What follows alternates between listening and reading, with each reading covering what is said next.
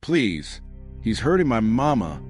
The cry tore through the quiet Atlanta suburb like a siren. Little Nia, barefoot and shaking, sprinted down Ashburn Drive, her tiny feet smacking against the cracked pavement, her green dress torn, her eyes swollen with tears. She didn't look left or right. She just ran. Across the street, 3 bikers leaned beside their Harley engines, mid-conversation. Tattoos, leather, and loud laughter. They looked like trouble to most. But when they heard that scream, everything went silent. Nia stumbled toward them, gasping, "Please, he's hurting my mama. He's hitting her again." The biggest biker, Wyatt Cole, a broad-shouldered man with gray in his beard, bent down to meet her trembling eyes. His voice softened, the way soldiers talk to scared civilians. "Hey, who's hurting your mama, sweetheart?" "The man in the big house," she stuttered. "The one with the black gate. He hit her and pushed me too." Wyatt's jaw clenched. His leather glove tightened around his helmet. "What's your name?" "Nia." He nodded slowly. "All right, Nia. You're safe now." Behind him, the other bikers exchanged glances. One of them, a tall man everyone called Hawk, swung his leg over his Harley, engine already growling. Wyatt turned to Nia again. "You stay here with Tank, okay? We'll bring your mama back." Nia nodded, eyes wide with desperate hope. If this already made your blood boil, hit like and subscribe right now, because stories like this are still happening, and the world needs to hear them. Just minutes earlier, inside the white mansion with the black iron gate, Keisha Williams was scrubbing the marble hallway. Sweat darkened the collar of her maid's uniform. Her knees ached, her palms raw from bleach water. She'd been at it since 4 a.m. By 10, the billionaire Chad Lawson wanted the entire West Wing spotless for his guests. Keisha glanced toward the corner, where little Nia sat quietly with a coloring book. "Almost done, baby," she whispered. "Then we can go." But the deep voice behind her froze her spine. "Almost done." Chad barked. She spun around, startled. "Sir, you think this looks clean?" He pointed at the already shining floor. "You lazy." His hand came fast. The slap echoed against the marble walls. Keisha stumbled, one hand to her cheek, the sting mixing with the smell of bleach. "I've been working since 4, she whispered. "Please, I just need—" Another shout cut her off. "You embarrass me in my own home." Tears burned her eyes, but she didn't dare answer. Nia stood now, trembling. "Don't yell at my mama," she cried. Chad's eyes darted toward the child. "What did you say?" He took one step forward and shoved Nia aside. The little girl fell hard, landing on her back with a gasp. Keisha screamed, "Nia!" and ran to her, cradling her daughter. "Oh, God, baby, are you okay?" But Chad wasn't done. He grabbed the mop handle and swung it across Keisha's shoulder. The crack echoed like thunder. "You think you're equal to me?" he snarled. "You're nothing." Water spilled across the floor as he kicked the bucket, drenching her in dirty foam. For a moment, the world blurred. Bleach, pain, and the sound of her daughter's sobs. Keisha pressed her forehead to Nia's, whispering, "Run, baby. Run and find help." Nia's tiny hand shook. "Mama, I can't." "Yes, you can. Go now." The girl hesitated only a second, then bolted. Through the long hall, across the foyer, down the marble steps, and out through the half-open gate. Outside, the sun burned hot against her face. Her knees scraped the sidewalk, but she didn't stop. She kept running until she saw those bikes, loud, shiny, and strange, and the men standing beside them. Back inside, Keisha lay on the floor, coughing to the chemical burn of bleach in her nose. Chad towered over her, chest heaving. "You think anyone cares about you?" he hissed. "You think someone's coming to save a maid?" But somewhere far off, beneath the heavy silence, a new sound began to build. The low rumble of engines, rolling closer with every heartbeat. The marble floor still glistened, but now streaks of water mixed with blood. Keisha pressed her palm to her shoulder where the mop handle had struck her, breath trembling, the sting spreading through her ribs. Chad paced across the hall, muttering to himself, a glass of bourbon still in his hand. "You people always want pity," he sneered. always crying, always playing the victim.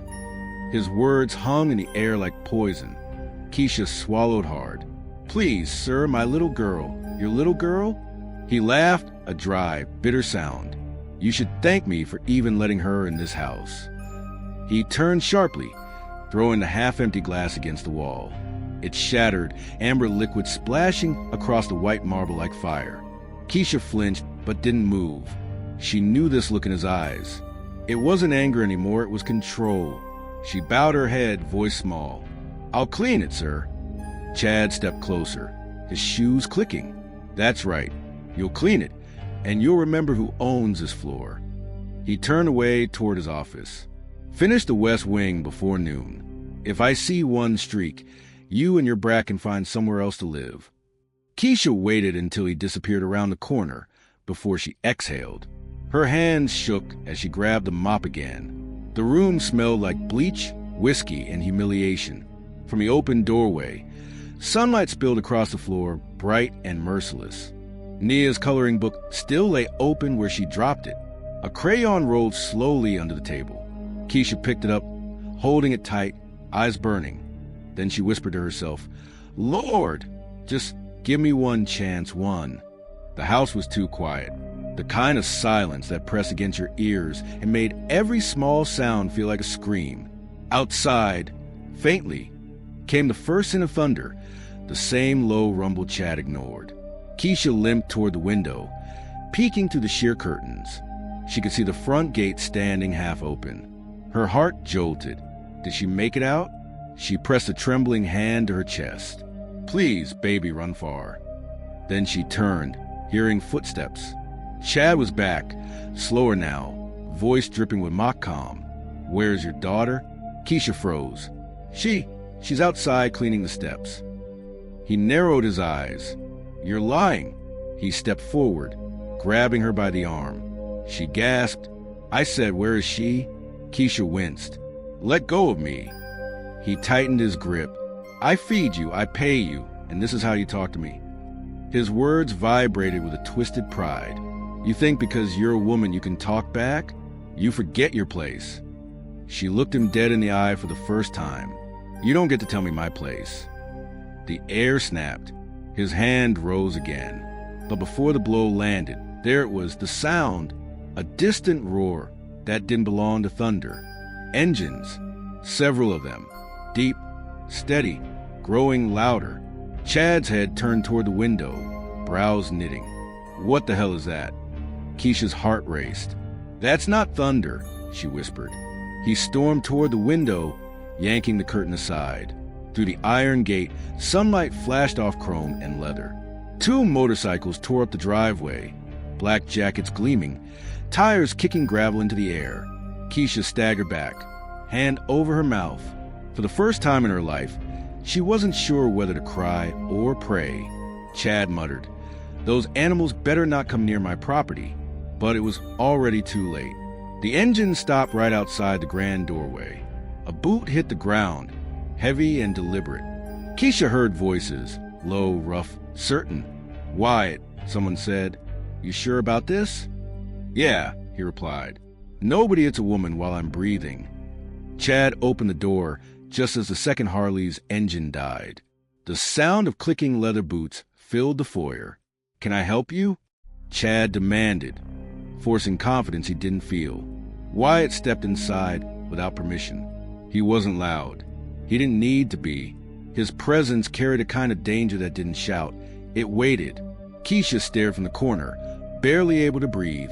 Wyatt's gaze drifted to her, then to Chad. "You the one who owns this house?" "That's right," Chad said, puffing up, "and you're trespassing." Wyatt took one more step. "I'm here because your maid's little girl ran into the street, screaming her mama was being hurt." His voice didn't rise, but the words hit like a hammer. Chad scoffed. "That child is exaggerating. People like her always." Wyatt's eyes turned cold. "People like her?" he repeated quietly. "You mean hard-working, decent, and black?" The pause was sharp enough to cut the air. Chad stammered, "You don't know what happened here." Wyatt took another slow step forward. "Then tell me, why is she bleeding?" Chad opened his mouth, but nothing came out. Wyatt leaned in close enough to smell the bourbon. "You ever touch a woman like that again?" He straightened, looking toward the doorway, where another biker waited, hand on his vest pocket. "You'll answer to more than the law." Keisha's lip quivered. Her eyes met Wyatt's for a second, a silent thank you trap behind fear. And outside by the gate, little Nia waited beside Tank's bike, whispering, "Please bring her back." The rumble of engines faded into a tense stillness. The showdown had begun. Engines roared like vengeance. Two Harleys thundered up the marble driveway, sunlight flashing across their chrome like lightning on steel. The billionaire who thought he owned the world was about to learn fear. Chad Lawson's confident grin cracked as Wyatt Cole stepped to the front doorway, like a storm walking on 2 feet. Behind him, Hawk followed, tall, silent, eyes sharp under his black bandana.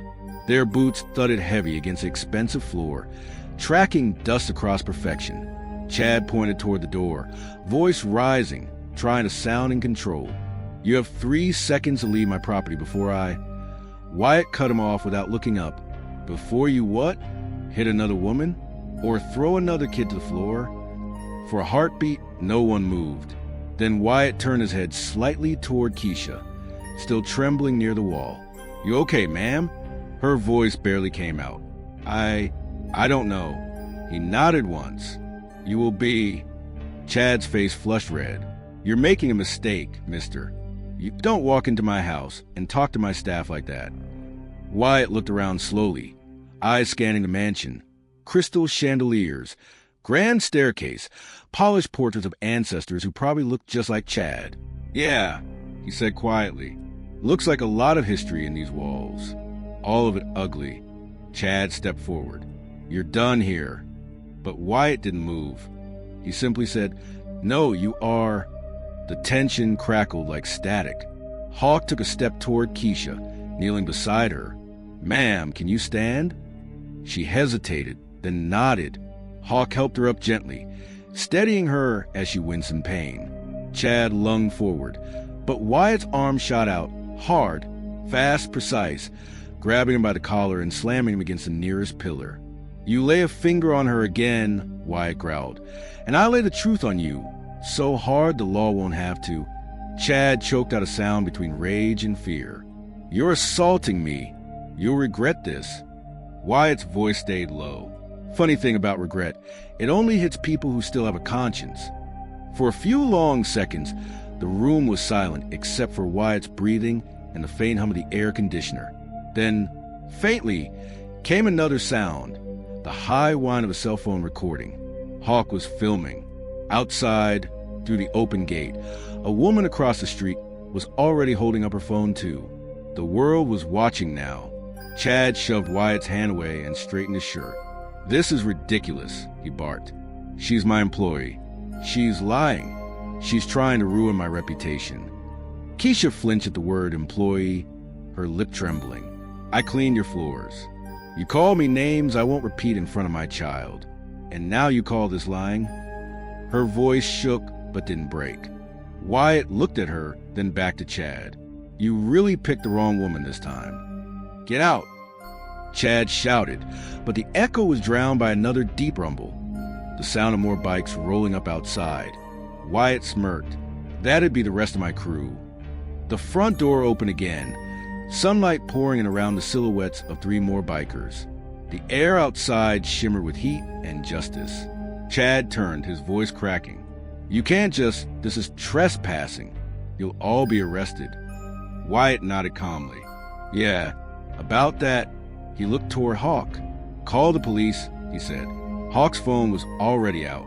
"On it." "What?" Chad snapped. "You're calling the cops on me?" Wyatt's voice hardened. "Yeah, because we're not hiding, but you might want to." Keisha stood frozen, watching the man who had terrified her start to lose control. She'd seen anger in before, but never fear. Wyatt stepped back just enough to let Chad breathe. "Tell me something, rich man.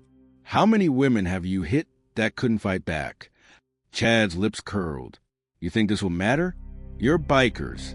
Criminals. Nobody will believe you." Wyatt smiled faintly. Doesn't have to be me, they believe. Someone already sent that neighbor's video to her son. He works at Channel 9. Chad blinked. His confidence faltered. What? Wyatt leaned in. You're trending before lunch. For the first time, Chad took a step back. His polished shoe squeaked on his own floor. He looked toward Keisha, eyes narrowing. You'll regret this, you ungrateful. Wyatt's hand moved faster than sight. The punch landed square on Chad's jaw, a single clean strike that echoed to the hall like thunder following lightning. Chad crashed against the pillar, sliding down in shock. Wyatt shook out his knuckles. That's for the bruise on her shoulder. He leaned closer. Next time you feel the urge to hit someone, remember this sound. Outside, Nia heard the faint crash and gasped. Is Mama okay? She whispered. Tank smiled softly. Your mama's got angels in leather jackets, kid. Back inside, Chad slumped on the floor, holding his jaw. His voice came out weak. You'll all pay for this. Wyatt crouched beside him. You already did. Your soul's been bankrupt a long time. Then he stood, turning to Keisha. Come on, let's get you out of here. Keisha hesitated. My things, leave them. You got something better waiting. She followed him toward the door, her steps uneven but her back straight. For the first time, she didn't look down when she walked past her boss. As they stepped into the sunlight, Nia ran forward, tears streaming. Mama! Keisha dropped to her knees, catching her in her arms, sobbing. Baby, I'm here. Wyatt watched quietly, helmet in hand. Behind him, Hawk muttered. Cops are on their way. Wyatt nodded. Good. Let the law see what justice looks like when it finally shows up on time. If this happened right in front of you, what would you do? Tell me in the comments. I read every one. And if you want justice as much as I do, hit subscribe. Red and blue lights flashed across the mansions, white walls like judgment. Sirens wailed, slowing as they reached the gate. The smell of burnt rubber and bleach hung heavy in the air. Sergeant Marcus Turner, a tall black officer with calm eyes and a trimmed beard, stepped out his cruiser. He'd heard the call, possible assault, armed bikers at residence. But the first thing he saw wasn't chaos. It was a man on his knees, a woman clutching her daughter, and a biker standing guard between them. Wyatt raised both hands as Turner approached. Sergeant, you're going to want to hear her story before anyone goes in cuffs. Turner's hand rested near his holster. You the one who called this in? Yeah, Wyatt said. We're the ones who stopped it. Behind them, Chad Lawson's voice broke the silence. Officer, arrest them. They broke into my home and assaulted me. Blood ran from his lip, soaking into the collar of his white dress shirt. Turner turned his head slightly. That right? Chad pointed a shaking hand toward Wyatt. That criminal hit me. They all did. Wyatt crossed his arms. I hit you after you hit her. He nodded toward Keisha, who stood holding Nia close, the side of her face swollen and red. Turner's expression didn't change, but his jaw tightened. He stepped toward Keisha. Ma'am, what's your name? Keisha Williams, she whispered. And this your daughter? Yes, sir. Nia. Turner knelt slightly to meet Nia's eyes. Did you see what happened, sweetheart? Nia looked scared but brave. He hurt my mama and he pushed me too. Turner stood slowly, facing Chad. Sir, I'm going to need you to stay where you are. What? I'm the victim here. Chad shouted. I'm the one bleeding. Turner's tone stayed even. You're also the one with security cameras all over this property, right? Chad blinked. Well, yes, but then you won't mind if we check the footage. The billionaire's confidence faltered for the first time. You can't just... Turner signaled another officer. Get the tech team on those drives. Wyatt smirked faintly. Guess the truth just clocked in. Minutes passed. Neighbors began gathering at the gate. Phones raised. The mansion that once stood untouchable was now a crime scene. Turner stood with arms crossed as his team watched the camera feed on a squad tablet.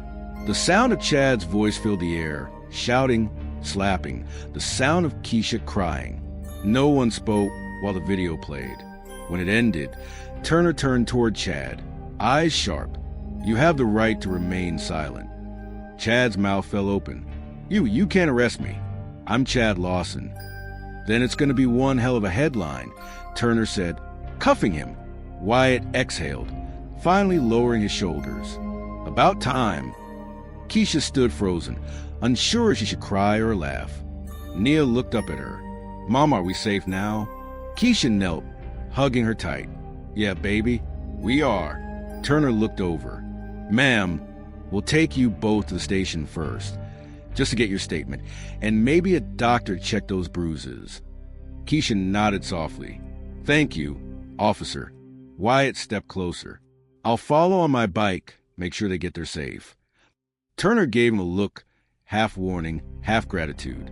Don't make me regret that. Wyatt smiled faintly. You won't. As the cruiser door closed behind Keisha and Nia, the little girl pressed her hand against the glass.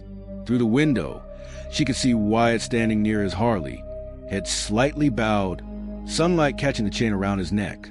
He raised a hand in silent promise. You're safe now. The cruiser pulled away. Behind them, the house loomed, empty, cold, and suddenly much smaller than it had looked before. Later that night, in a quiet roadside motel off Highway 78, Keisha sat on the edge of the bed. Nia slept beside her, breathing softly. The room smelled faintly of soap and cigarette smoke, but it was peaceful. Wyatt knocked once and stepped inside. He placed a small paper bag on the dresser, some food, and cash for the next few days. Keisha shook her head. You've already done enough. He smiled. Ain't about enough. It's about right. She looked at him for a long moment, eyes glistening. I don't know how to thank you. Just get your life back, he said. That'll be thanks enough. He turned to leave, but Nia stirred. Mr. Wyatt? She murmured sleepily. He stopped in the doorway. Yeah, kiddo? Are bad men scared now? He chuckled softly. They should be. Nia smiled and drifted back to sleep. Keisha wiped her eyes, whispering, maybe for once they are. Wyatt stepped outside, pulling his jacket tight as the night breeze brushed past. The sound of distant engines echoed faintly in the dark, his brothers heading home. Justice, at least for today, had ridden on two wheels. Wyatt's fist met money, and money fell to its knees. 3 weeks later, the story had already gone nationwide. Morning shows called it The Biker versus the Billionaire. Talk radio buzzed with words like power, justice, and courage. But for Keisha Williams, it wasn't fame. It was survival. Every morning she woke in that small motel room, brushing her daughter's hair with trembling hands. The bruises had faded, but the fear hadn't. Still, she showed up. Every interview, every legal meeting, every court date. She stood tall. And that alone was enough to make the man who used to own her silence start to crumble. Let's go over it again, said Simone Greer, a sharp black attorney in a tailored gray suit. She leaned forward, her pen tapping against the table. Video evidence, medical report, eyewitness testimony. You got everything we need. Keisha nodded, voice quiet. I just want it to be over. Simone smiled softly. It will be, but first we make him answer for it. Across the room, Wyatt leaned against the wall, arms folded. He'd been at every meeting, never saying much, but always there.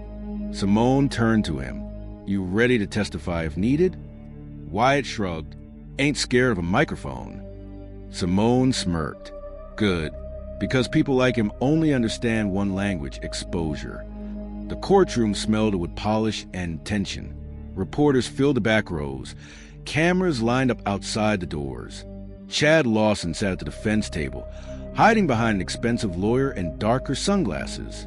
Across from him, Keisha sat beside Simone, her hands clasped tight in her lap. Nia watched in the back with Wyatt and Sergeant Turner, coloring quietly in a notebook. The judge entered. Court is now in session. Chad's attorney stood. Your Honor, my client maintains his innocence. The video has been edited. This is an attempt to extort a wealthy man. Simone rose before he finished. Your Honor, the video came directly from his own surveillance system. The timestamps matched the police report. The judge looked unimpressed. Continue, Ms. Greer. Simone walked toward the jury, her heels clicking like punctuation marks. Ladies and gentlemen, this isn't just about a slap. It's about power. It's about a man who thought money made him untouchable, until a woman and her little girl proved otherwise. She turned toward Chad.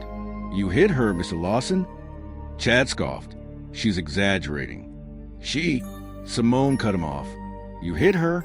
"I disciplined an employee who was lazy and ungrateful." Gasps rippled through the room. Simone raised her brow. "Disciplined. That's your word." She turned to the judge. "Let the record reflect that Mr. Lawson just admitted to physical aggression against my client." Chad's lawyer whispered something urgently, but the damage was done. Simone continued.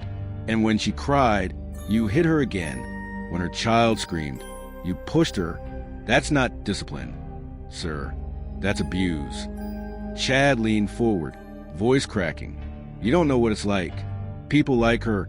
The judge banged the gavel. "Watch your words, Mr. Lawson." But he couldn't stop. His mask was cracking. "You all want to ruin me because I told the truth."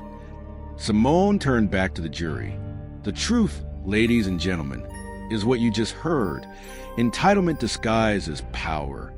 Outside the courtroom, news cameras waited like hawks. Wyatt stood near the steps, smoking quietly as Simone and Keisha walked out hand in hand. "Thoughts on today's testimony?" a reporter shouted. Simone stopped. "I think America just saw what accountability looks like when a black woman stands up to wealth and wins." The crowd erupted in applause. Keisha blinked against the flashes, holding Nia's hand. Wyatt tossed his cigarette aside. "Guess the system ain't blind anymore, just needed glasses." They laughed, a small, tired laugh, but real. A news anchor's voice played over images of the trial. Public opinion has turned sharply against Lawson Enterprises. Sponsors have withdrawn, and the board has voted to suspend CEO Chad Lawson pending investigation. Keisha watched from the motel bed, silent. Nia was asleep beside her, curled under the thin blanket. Wyatt sat in the chair by the window. "You did it," he said softly. Keisha shook her head. "We did it. You, Simone, that officer, my baby." She looked at her hands, still rough from years of cleaning. "I thought these hands only existed to serve someone else. But now," she looked up, eyes shining, "they're proof I fought back." Wyatt nodded. "You turned pain into power, Keisha. Don't ever forget that." Sunlight poured through the motel curtains. Keisha packed her small bag, tucking Nia's school photo into her wallet. A knock came at the door. Simone again, holding a folder. "Court's ruling came early," she said with a smile. "You're officially protected. Full restraining order. And the DA's office is moving forward with felony charges." Keisha's breath caught. "So it's really over?" Simone nodded. "For him, yeah. For you, it's the beginning." Wyatt stepped forward. "What happens now?" Simone grinned. "She starts living. He starts paying." As Simone left, Nia tugged on her mother's sleeve. "Mama, can we go home now?" Keisha smiled, pulling her close. "We'll find a new one, baby. One that's ours." Wyatt opened the door, sunlight cutting across the floor. "Come on. Breakfast on me. Then we figure out what's next." For the first time in years, Keisha didn't hesitate to walk toward the light. The world had finally seen the truth. But Chad Lawson wasn't done. A man who'd lived off control his whole life doesn't surrender. He plots. And now, stripped of money and reputation, he had only one weapon left: lies. Screens flashed across every channel. Lawson claims video was manipulated. Accused billionaire says he's the real victim. Exclusive, new footage questions made story. Keisha sat in the motel room, watching in disbelief, her face on every thumbnail, every headline twisted by the same man who used to call her worthless. Wyatt stood by the window, arms crossed. "They're trying to bury you under noise," he muttered. "Oldest trick in the book." Simone Greer's voice crackled over speakerphone. "Keisha, listen to me. Don't panic. They hired a PR team to twist this. Stay quiet. Let me handle it legally." Keisha's hands trembled. "He's saying I made it up. He's saying I hurt myself." Wyatt clenched his jaw. He's scared. That means you're winning. At a sleek hotel ballroom, Chad Lawson stood before flashing cameras. A fresh haircut, clean suit, practiced frown. The billionaire was playing innocent now. He spoke calmly, like the man America used to admire. I've spent my life employing thousands, giving opportunities to those in need. This attack on me has destroyed everything I built. He paused, letting crocodile tears shine. I'm asking the nation for fairness, not to believe every viral video. Reporters scribbled notes, some skeptical, some eager for drama. Chad turned, pretending to choke up. And worst of all, that woman is trying to take my reputation and my son. The room buzzed. His son? What's he talking about? Chad smiled faintly. She's accusing me of racism while I'm fighting for custody of my own child. What kind of system lets that happen? It was a lie, but a powerful one. Within hours, hashtags started to twist. Later that night, Keisha sat on the motel floor, her phone lighting up with hate comments. She's lying. She played the race card. She should be in jail. Her chest tightened. I can't breathe, Wyatt. They hate me, and they don't even know me. Wyatt crouched beside her. Don't look at that garbage. She looked up, eyes full of exhaustion. He's turning the world against me. My little girl's gonna see this one day. Wyatt's voice softened. Then make sure what she sees after this is strength. Keisha wiped her eyes. I don't have any left. He took her hand. Yeah, you do. You just forgot what it feels like. Next morning, Simone burst into the motel with papers in hand. Good news. The DA added witness tampering and defamation. Bad news. His lawyers just filed for emergency custody review. Keisha froze. Custody of who? He doesn't even have a child. Simone sighed. It's fake paperwork.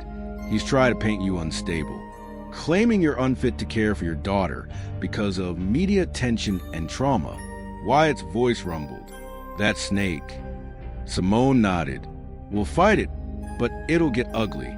He's betting on you breaking down again. Don't give him that. Keisha looked at her daughter, asleep on the bed with a toy bear.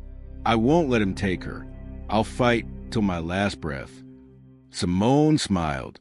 That's the woman who beat a billionaire once already. 2 days later, the same channels that mocked her started airing a new clip. Footage from Tank's helmet camera, the moment Nia ran for help. Please, he's hurting my mama. Stay here, kid. We got her. The raw truth played unedited, straight from the source. Within hours, the tide began to turn. Trended, flooded Twitter. And from Chicago to Atlanta, women who'd worked for Chad's company began posting their own stories. The dominoes fell one after another. At a small women's shelter downtown, Keisha stood at a podium, nervous hands holding her notes. Dozens of women watched, some with bruises, others with tears, all with hope. She took a breath. I used to think silence kept me safe, but silence kept him powerful. The moment I spoke, he lost everything. She looked around, locking eyes with one woman in the back row. If you're scared to tell your story, remember, I was too. Until one day, my little girl's scream became my courage. The room filled with quiet applause. Wyatt stood near the exit, pride in his eyes. Simone whispered beside him, she's not just winning a case. She's becoming a movement. TV anchors reported live again. Breaking. Chad Lawson charged with falsifying custody documents and public defamation. Community support rallies behind Keisha Williams as a symbol of strength. Keisha watched the screen silently, then turned it off. Nia climbed into her lap. Mama, are bad people gone now? Keisha smiled softly. Maybe not gone, baby, but they can't hide anymore. Nia nodded, yawning. Can we go home soon? Keisha looked out the window. We're already on our way. Wyatt's motorcycle rumbled outside, steady and reassuring. Justice wasn't loud anymore. It was patient. It was real. The courtroom was quieter this time. No cameras. No reporters. Just truth. Judge Whitmore adjusted his glasses, flipping through pages of legal documents. On one side sat Keisha Williams, her hand steady for the first time in months. Beside her, Simone Greer radiated confidence. Across the aisle, Chad Lawson looked smaller than ever, pale, restless, dressed in a cheap gray suit instead of his usual tailored armor. The gavel hit. This court is now in session for the final custody and defamation ruling. Keisha's breath slowed. She wasn't just fighting for justice anymore. She was fighting for peace. Judge Whitmore's voice echoed through the room. "I've reviewed all evidence, including falsified documents, media tampering, and confirmed witness testimony. This court finds Chad Lawson guilty of multiple counts of assault, defamation, and fraud." A gasp rippled through the courtroom. The judge continued, his tone unshakable. "Mr. Lawson, you will serve time under state supervision and are hereby prohibited from contacting Ms. Williams or her daughter ever again." Chad's jaw tightened. "This is outrageous. Silence!" The judge snapped. "You had your chance at power. Now you'll learn humility." He turned to Keisha. "Ms. Williams, the state recognizes your courage in speaking out. On behalf of this court, I thank you." For the first time, Keisha's tears weren't from pain. They were from freedom. The sunlight hit her face as she stepped outside. The wind carried the faint hum of city noise, and with it, peace. Wyatt leaned against his bike at the bottom of the courthouse steps. Helmet in one hand, smile in the other. "Guess the bad guy's finally out of gas," he said. Keisha laughed softly, the sound light and clean. "Guess so." Nia ran up, holding her mother's hand. "Mama, is it really over?" Keisha knelt down, hugging her tight. "Yeah, baby, it's over." Simone approached, handing her an envelope. "From the foundation. They're offering you a position, advocate for women's rights. You'll help others like you." Keisha blinked, surprised. "Me?" Simone smiled. "You've already been doing it." Wyatt grinned. "Told you, you were born to lead." Keisha laughed through her tears. "Maybe, but not without the people who stood beside me. That day, power knelt before courage, and justice rode on two wheels." The line hit the air like the closing note of a song, quiet, heavy, unforgettable. Wyatt revved his bike once, the sound echoing down the courthouse steps. Keisha and Nia stood together, watching as the man who saved them nodded once, then rode off into the horizon. Nia waved. "Bye, Mr. Wyatt." Wyatt lifted two fingers in salute, fading into sunlight and engine roar. If you believe this should never happen again, share this now. And to my USA, UK, and Canadian viewers, your voice is power. Use it. Months later, in a small Atlanta community center, Keisha stood at a podium, speaking to a group of women. A banner behind her read, "Voices for Justice." Her voice was calm, strong. "I thought my story ended the day I was hit, but that was just the beginning. If you've ever been told to stay silent, don't. Because silence doesn't keep you safe. It keeps you invisible." Applause filled the room. In the back, a new generation of women listened, nurses, housekeepers, teachers, all hearing their own story inside hers. Keisha looked toward the doorway. Outside, sunlight touched the chrome of a familiar Harley parked across the street. She smiled. Justice doesn't just live in courtrooms.